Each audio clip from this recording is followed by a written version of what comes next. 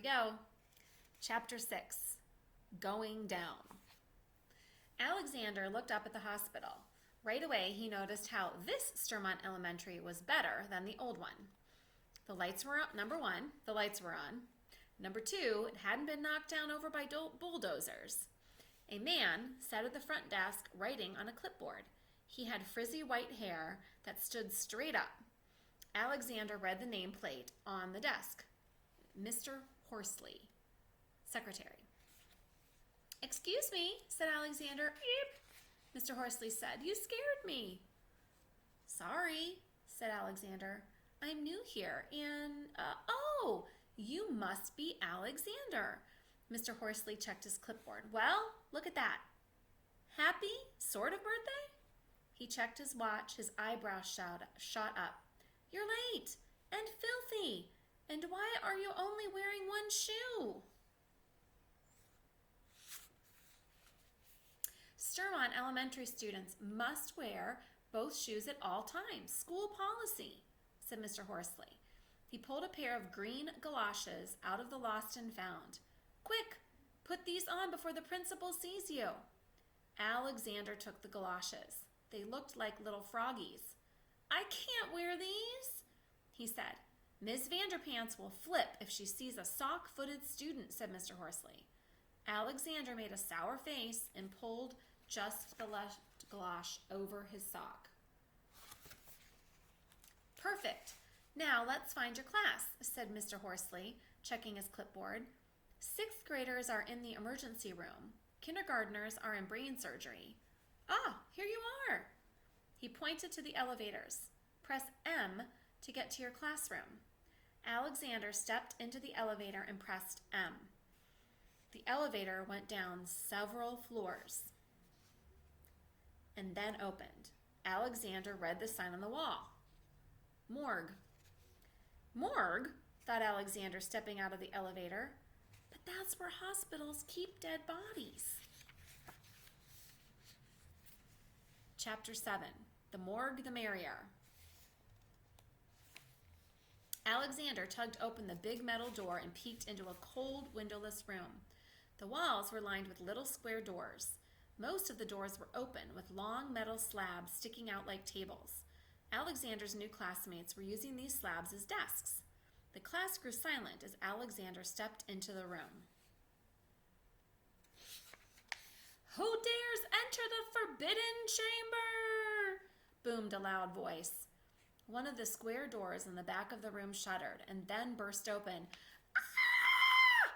screamed Alexander. A gritty man had popped out of the hatch. "Ha! Just kidding. Welcome. I'm Mr. Plunkett." He wore a pink and orange flowery shirt, green pants, and purple shoes. Mr. Plunkett wrote Alexander Bop on the board. Then he plopped a pointy hat onto Alexander's head. "Why don't you introduce yourself?" New kid, pointy hat, fake smile, covered in dust, normal shoe, froggy boot. Hi, I'm new and it's great to meet you. And my dad's a dentist and we just moved to Sturmont yesterday. And, Alexander said way too fast. The classroom door swung open with a big jerk. Rip Bonkowski barged into the room. Rip Bonkowski. Spiky hair, missing teeth. Baby teeth? Or did he lose them in a fight? Squarish head, fake tattoos. "Who's the weenie?" Rip asked, staring at Alexander. "Now, Rip," said Mr. Plunkett, "is it a good idea to call someone a weenie?" Mr. Plunkett turned to class. "Remember what we talked about in our writing unit. You can call anyone a weenie. So boring." He winked at Alexander. "If you're going to give someone a nickname, make it count." Alexander's mouth dropped open. "Let's see." Mr. Plunkett studied Alexander. Notice his silly frog boot. This guy clearly loves slimy green things. He crossed out Alexander's name and wrote Salamander Snot beneath it. "There," he said. The class broke into laughter.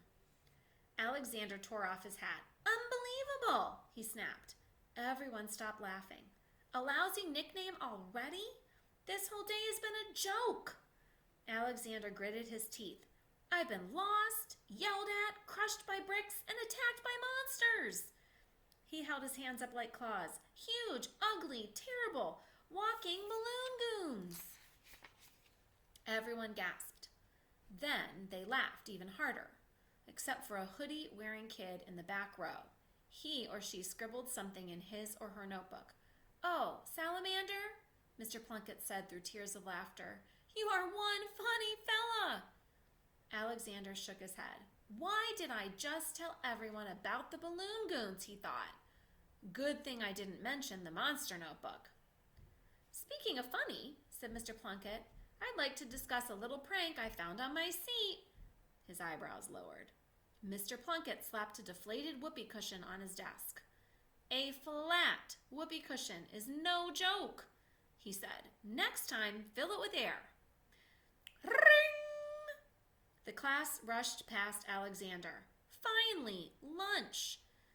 This day is bound to get better, he thought. Right? Chapter 8. Spilled Milk. Alexander took the elevator to the cafeteria. Ding! The doors slid open. Boom!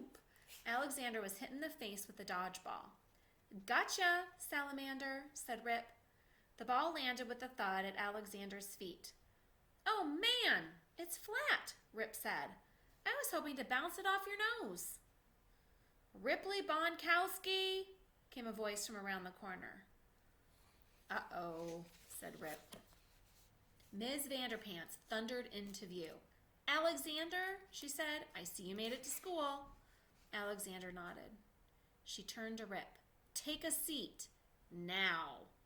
Rip shot Alexander a mean look. Then he sat down. Alexander breathed a sigh of relief and got into the lunch line. Menu.